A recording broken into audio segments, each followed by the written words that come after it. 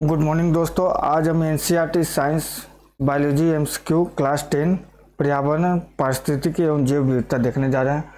Class 9 तक का video आपका अपलोड कर दिया गया है। इसका प्लेलिस्ट बना हुआ है बायोलॉजी का, उसमें आप देख लीजिए। और फिजिक्स केमिस्ट्री ये दोनों का भी वीडियो बना हुआ है, जो कि एग्जाम के दृष्टिकोण से बहुत ही लाभदायक है और अधिकतर एग्जामों में ये पूछा जाता है। तो चलिए देखते हैं क्लास आज का। क्वेश्चन नंबर फर्स्ट, जैव मंडल पृथ्वी का वह भाग होता है जहां सजीव पाए जाते हैं। पृथ्वी पर जीवन संभव है किंतु चंद्रमा एवं शुक्र पर नहीं, क्योंकि पहला का ये आंसर होगा। पृथ्वी का वायुमंडल वर्ष भर औसत तापमान को नियत बनाए रखता है। क्वेश्चन नंबर 2, किसी सजीव का पर्यावरण में वह स्थान जहां वह रहकर जीवन जीता है उसका आवास कहलाता है। सजीवों उनके आवास के संदर्भ में कौन सा कथन सही है? तो दूसरा का डी, सभी कथन सही है। पहला, वन, घास के मैदान, मरुस्थल, तटीय पर्वतीय स्थल, स्थलीय आवास एवं झील, दलदल, नदी और समुद्र जलीय आवास के उदाहरण है। दूसरा, ये आवास सजीवों जैसे पादप, जंतु, सूक्ष्म जीव तथा मृदा, वायु, प्रकाश, जल आदि विषय कारकों से बने होते हैं, जिन्हें क्रमशः जैविक एवं अजैविक घटक कहते हैं। तीसरा, श्वसन, उत्सर्जन, गमन, जनन, पोषण आदि सजीवों में होने वाली मूलभूत जैविक प्रक्रियाएं होती है जो उन्हें निर्जीवों से पृथक करती है। क्वेश्चन नंबर 3, निम्नलिखित में से कौन सा कथन असत्य है? तो तीसरा का बी असत्य है, बाकी ए और सी, डी सही है। पक्षियों व स्तनधारियों को छोड़कर बहुत से कशेरुकी ताप नियामकता में असमर्थ होते हैं। स्तनधारियों की सफलता चाहे वे अंटार्कटिका में हो या सहारा रेगिस्तान में, मुख्य रूप से उसकी ताप नियमन की क्षमता पर निर्भर करती है। चलिए व्याख्या देखते हैं। आस्को कन्फर्मर्स शरीर की परासरणीयता, परासरण सांद्रता को सक्रिय या निष्क्रिय रूप से परिवर्तित कर इसे खारे पानी के समकक्ष कर लेते हैं। स्वच्छ जल की कुछ मछलियां ऐसे जीव हैं जो आसपास के वातावरण से स्वतंत्र अपने परासरणों दबाव को सक्रिय रूप से नियंत्रित कर स्थिर बनाए रखने में सक्षम होती है। इन्हें ऑस्मो रेगुलेटर कहते हैं। क्वेश्चन नंबर 4, निम्न में से कौन सा असंगत युग्म है? तो चौथा का बी असंगत है, बाकी ए सी डी सही है। प्राणी विवरण, भालू का हाइबरनेशन, बैक्टीरिया का सुप्तावस्था में मोटी भित्ति वाले बीजाणु, जंतु पलक में उपरति। चलिए व्याख्या देखते हैं। कुछ जंतु ग्रीष्म ऋतु से उच्च ताप तथा निर्जलीकरण जैसी समस्याओं से बचने के लिए ग्रीष्म निष्क्रियता में चले जाते हैं। उदाहरण घोंघे, मछलियां आदि। इस अवस्था में पोषण, श्वसन, गति एवं अन्य शारीरिक गतिविधियां काफी धीमी पड़ जाती है, जबकि कुछ जंतु शीत ऋतु से बचने के लिए शीत निष्क्रियता में चले जाते हैं। उदाहरण भालू, छिपकली, अन्य सरीसृप आदि। क्वेश्चन नंबर 5, सूची 1 को सूची 2 से सुमेलित कीजिए। सूची 1 में पारिस्थितिकीय अंतर संबंधों के प्रकार उदाहरण। आपका 5वां का डी होगा। परिजीवता मानव और जूं के उदाहरण है। परभक्षण मेढक और टिड्डा के उदाहरण है। सहोपकारिता लाइकन के उदाहरण। सहभोजिता ऑर्किड एवं आम का पेड़ के उदाहरण है। क्वेश्चन नंबर 6, वायु का मिश्रण है जिसमें विभिन्न गैसें, जलवाष्प, धूल एवं धुआं पाया जाता है। नीचे दिए गए विकल्पों में से कौन सी गैस वायु में न्यूनतम मात्रा में पाई जाती है? तो कार्बन डाइऑक्साइड। छठा का ए आंसर होगा। क्वेश्चन नंबर 7, मृदा निर्माण के संदर्भ में कौन सा कथन सही है? तो सभी सत्य है। 7वां का डी होगा। पहला देखते हैं, इसके 2 भाग होते हैं, चट्टानों का अपक्षय एवं मृदा जनन। दूसरा, सूर्य का प्रकाश, जल एवं वायु द्वारा घर्षण, पेड़ पौधे एवं जीव जंतु तापमान में निरंतर परिवर्तन तथा जल योजन, कार्बोनेशन, जल अपघटन जैसी रासायनिक अभिक्रिया चट्टानों का अपक्षय करती है।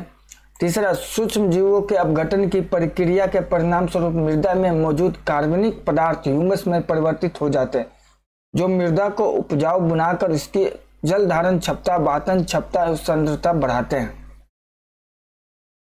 क्वेश्चन नंबर 8, मृदा की ऊपरी उपजाऊ परत की जल, वायु और अन्य कारणों से हानि मृदा अपरदन कहलाती है। इसके संदर्भ में कौन सा कथन असत्य है? 8वां का बी, दूसरा गलत है, बाकी 1 और 3 सत्य है।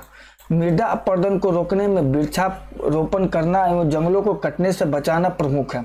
मृदा के कटाव, बाढ़, भूस्खलन आदि से बचाव हेतु ढलान वाले पर्वतीय क्षेत्र में अनेक छोटे छोटे बांध एनीकट बनाए जाते हैं। क्वेश्चन नंबर 9, दो अलग अलग समुदायों के मध्य का संक्रमण या मिलन क्षेत्र क्या कहलाता है? तो 9वां का ये इकोटोन। निम्न क्वेश्चन नंबर 10, निम्न कथन ए व आर कारण आर को पढ़िए और नीचे दिए गए कूट की सहायता से सही उत्तर का चयन करें।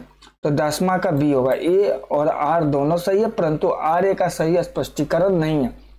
कथन है, धारा रेखी शरीर, गिल्स एवं चिकने सल्कों की उपस्थिति जलीय आवास के जीवों का प्रमुख अनुकूलन है।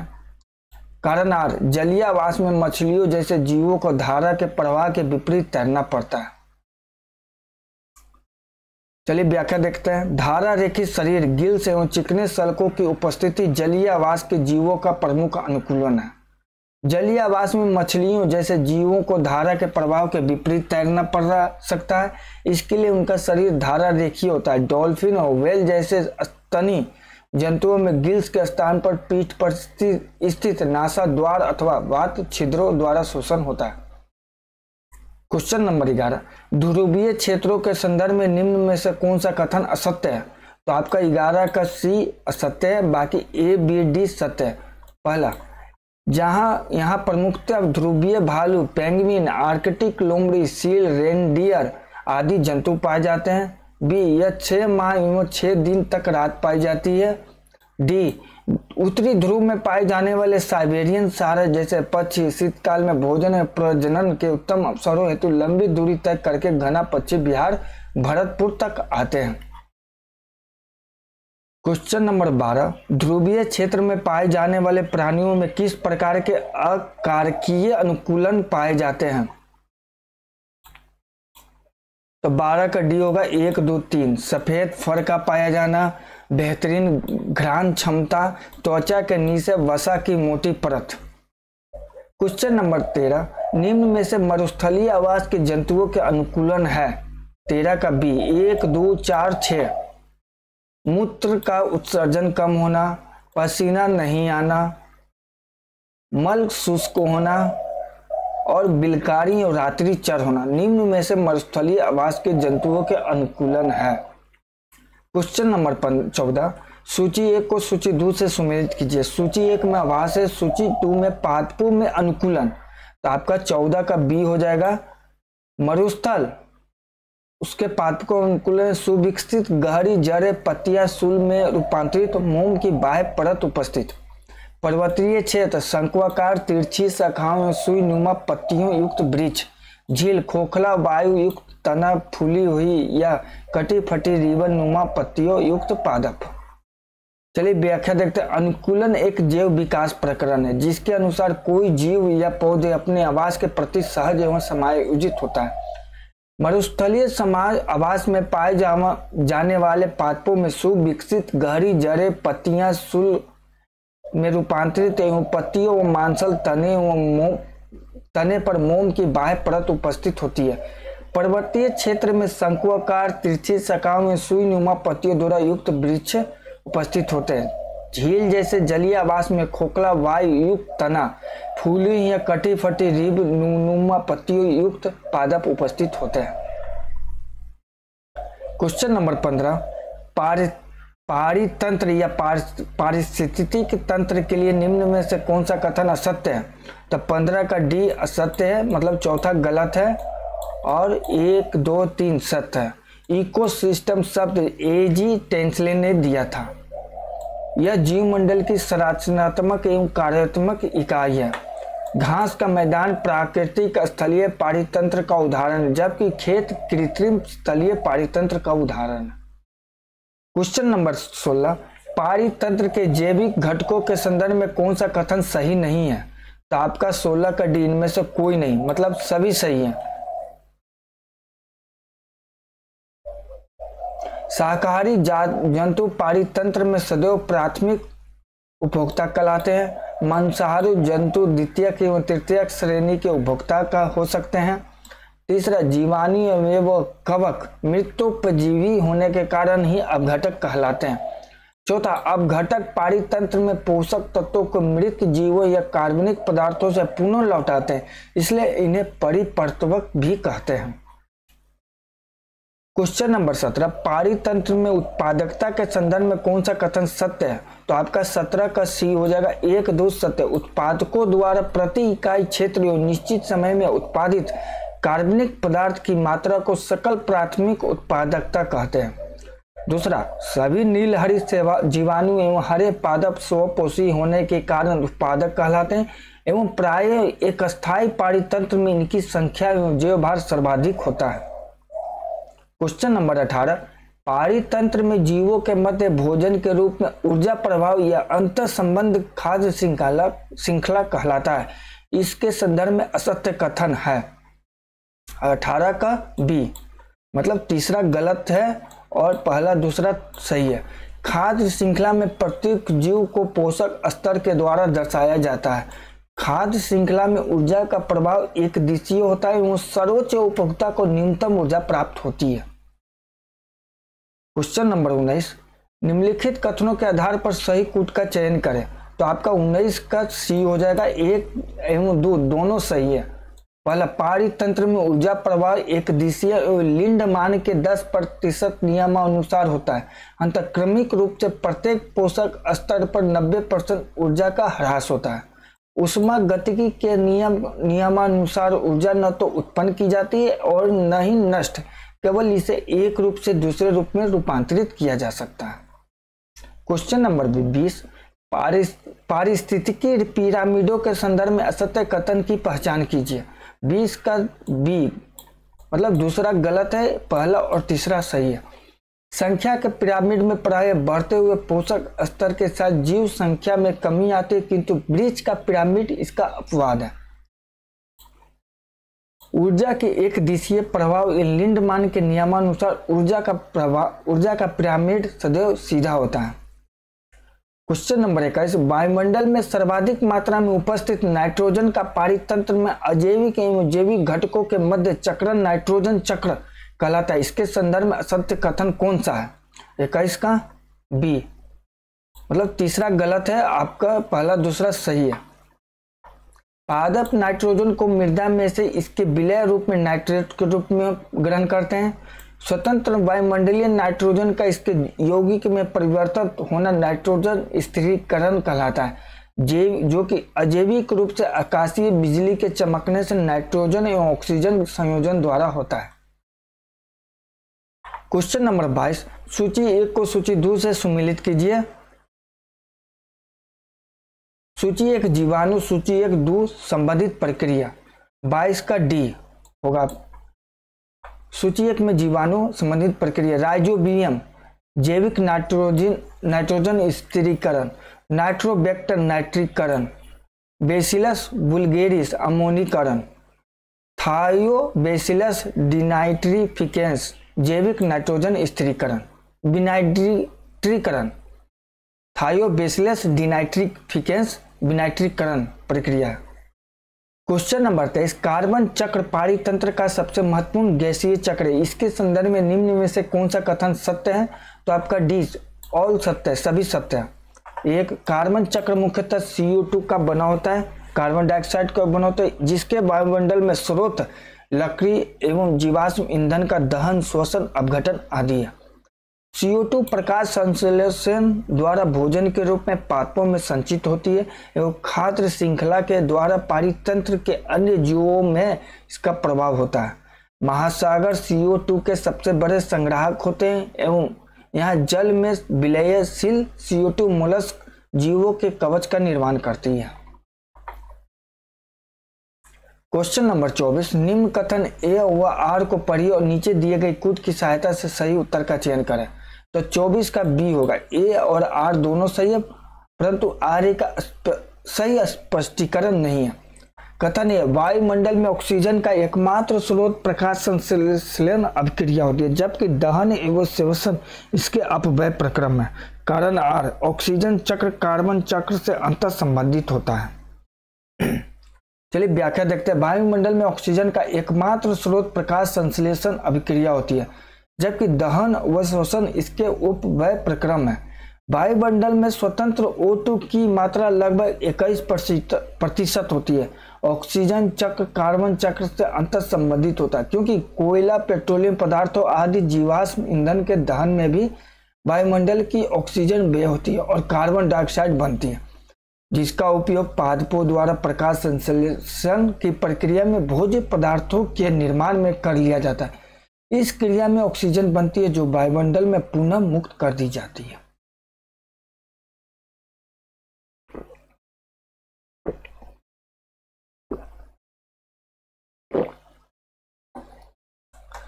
क्वेश्चन नंबर 25,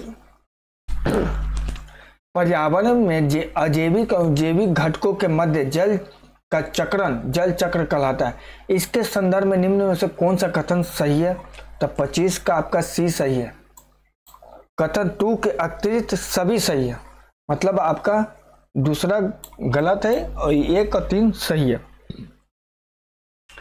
सतही जल का सूर्य के प्रकाश में वाष्प बनकर ऊर्जा वाष्पीकरण कहलाता है।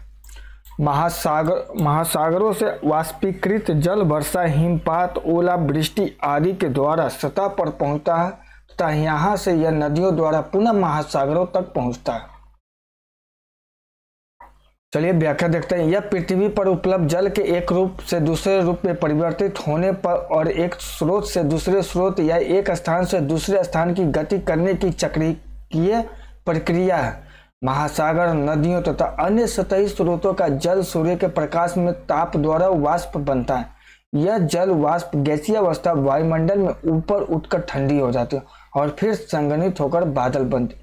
बादल बनने के बाद जल हिमपात, ठोस या वर्षा द्रव के रूप में धरती पर आता है, जहां से यह नदियों द्वारा पुनः महासागरों में पहुंच जाता है। वाष्पीकरण द्वारा खारे झीलों से नमक की प्राप्ति, भूजल स्तर में वर्षा के कारण वृद्धि, भारी वर्षा द्वारा बाढ़ आदि जल चक्र के ही भाग है। कथन 2 गलत है, क्योंकि बादलों के निर्माण की प्रक्रिया संघनन कहलाती है, जिसमें गैसीय अवस्था में उपस्थित जल वाष्प द्वारा अवस्था अर्थात वर्षा जल में परिवर्तित हो जाती है। क्वेश्चन नंबर 26, जल की कमी की समस्या का सामना कर रहे एक गांव के लोग जल प्रबंधन के किस उपाय को अपना सकते हैं? तो आपका 26 का सी हो जाएगा। 1, 2, 3, 4, 6 वर्षा जल संग्रहण, बावरी का निर्माण, चेक डैम निर्माण, ड्रिप सिंचाई विधि का उपयोग, शुष्क कृषि का उपयोग। क्वेश्चन नंबर 27, सूची 1 को सूची 2 से सुमेलित कीजिए। 27 का आपका डी होगा। परंपरागत जल संरक्षण तकनीकें राज्य पाइन बिहार में होता है, एरिस तमिलनाडु में, खादीन राजस्थान में, कुल्ह हिमाचल प्रदेश में, सुरंगम केरलम में। क्वेश्चन नंबर 28, प्रकृति द्वारा प्रदत्त प्राकृतिक संसाधनों के संदर्भ में सही विकल्प है। 28 का डी, उपयुक्त सभी सही है। पहला, पवन एवं सौर ऊर्जा अक्षयशील एवं नवीकरणीय ऊर्जा स्रोत है। जीवाश्म ईंधन एवं वन क्षयशील एवं अनवीकरणीय संसाधन है। संसाधनों के विवेकपूर्ण उपयोग एवं संरक्षण हेतु 3R पद्धति का उपयोग किया जाना चाहिए।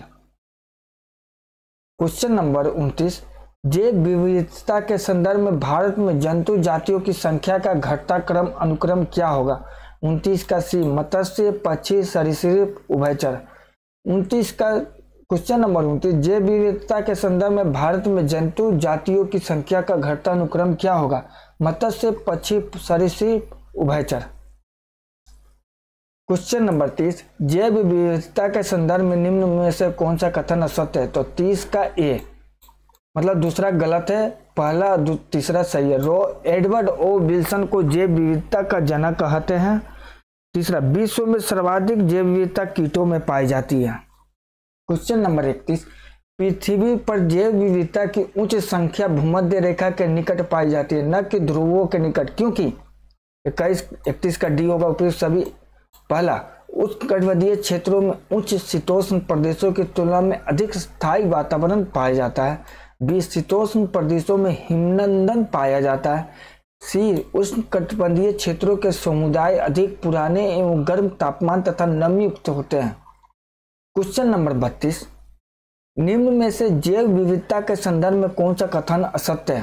तो आपका 32 का सी दूसरा असत्य है, पहला तीसरा सत्य है। डेविड टिलमैन के अनुसार जैव विविधता की वृद्धि क्षेत्र की उत्पादकता एवं पारितंत्र की स्थिरता को प्रभावित करती है।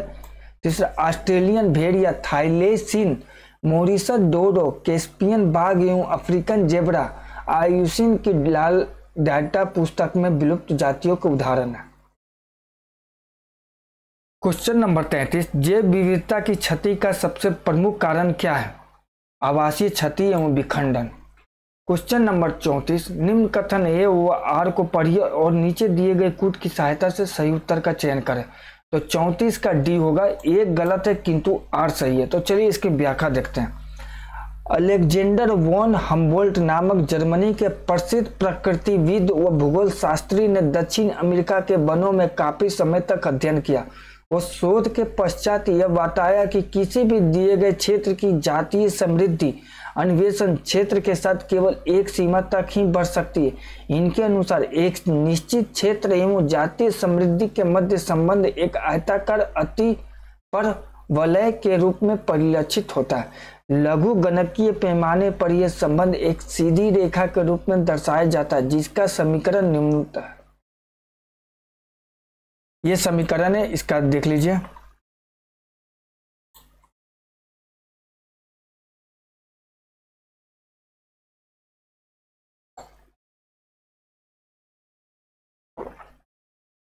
क्वेश्चन नंबर 35, कुछ कारणों बस यदि तितलियों की जाति स्पीशीज की संख्या में बड़ी गिरावट होती है तो इसका संभावित परिणाम क्या हो सकता है? 35 का आपका सी तीसरा 1 और 3, कुछ पौधों के परागण पर प्रतिकूल प्रभाव पड़ सकता है। इसके कारण बर्रों, मकड़ियों, मच्छियों की कुछ प्रजातियों की समष्टि में गिरावट हो सकती है। क्वेश्चन नंबर 36, भारत के निम्न प्राणियों पर विचार कीजिए, उपयुक्त में कौन सी संकटापन्न जाति या जातियां हैं? तो आपको दोनों, मगरमच्छ और हाथी दोनों संकटापन्न जातियां हैं। Question number 37, red data book के संदर्भ में सही विकल्प है। 37 का यह उन जीवों से संबंधित पुस्तक है जो विलुप्तीकरण के कगार पर है। क्वेश्चन नंबर 38, सूची 1 को सूची 2 से सुमेलन कीजिए। सूची 1 सूची 2, नॉर्मन मेयर, ये आपका कितना 38 का सी होगा। नॉर्मन मेयर हॉट स्पॉट से रिलेटेड है। एमएबी कार्यक्रम नीलगिरी बायोस्फीयर रिजर्व से रिलेटेड है। परिचालन क्षेत्र मानववादी क्षेत्र से रिलेटेड है। केंद्रीय क्षेत्र मानवीय क्रियाकलापों पर पूर्ण प्रतिवर्त से रिलेटेड है। क्वेश्चन नंबर 39, निम्न कथन ए व आर को पढ़िए और नीचे दिए गए कूट की सहायता से सही उत्तर का चयन करें। तो आपका 39 का बी हो जाएगा। ए और आर दोनों सही है, परंतु आर का सही स्पष्टीकरण नहीं है। कथन ए देखते हैं, सभी जैव विविधता हॉटस्पॉट क्षेत्रों का कुल क्षेत्रफल विश्व का 2% भी नहीं है, परंतु यहाँ 44% जातियां पाई जाती हैं एवं इन हॉटस्पॉट क्षेत्रों को विशेष सुरक्षा प्रदान कर जाति विलोपन की दर को 30% तक कम किया जा सकता है। कारण, इस क्षेत्र में स्थानीय जातियों की संख्या उच्च होती है। उदाहरण के लिए हुलोका एवं गिब्बन पश्चिमी घाट की स्थानीय जातियां। चलिए इसकी व्याख्या देखते हैं। सभी जैव विविधता हॉटस्पॉट क्षेत्रों का कुल क्षेत्रफल विश्व का 2% भी नहीं है, परंतु यहाँ 44% जातियां पाई जाती है। इन हॉटस्पॉट क्षेत्रों को विशेष सुरक्षा प्रदान कर जाति विलोपन की दर को 30% तक कम किया जा सकता है। हॉटस्पॉट पृथ्वी पर पादप तथा जंतुओं की दुर्लभ प्रजातियों की घनी आबादी के क्षेत्र। हॉटस्पॉट क्षेत्र में स्थानीय जातियों की संख्या उच्च होती है। संसार में कुल 36 जैव विविधता हॉटस्पॉट है। भारत के 3 जैव विविधता पश्चिमी घाट और श्रीलंका पूर्वी हिमालय इंडो बर्मा क्षेत्र में है। भारत के पश्चिमी घाट में हुलोका व गिब्बन मिलते हैं। ये पश्चिमी घाट की स्थानीय जातियां। क्वेश्चन नंबर 40, निम्न में से कौन सा युग्म सुमेलित है? तो 40 का एक बाघ परियोजना है 1973 से संबंधित।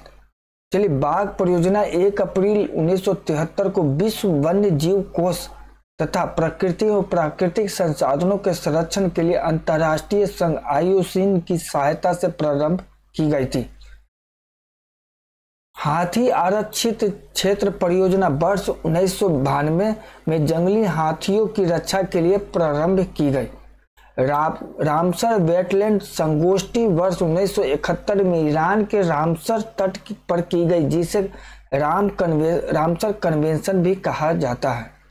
जैव विविधता पर ऐतिहासिक सम्मेलन वर्ष 1992 में रियो डी जेनेरियो में हुआ था।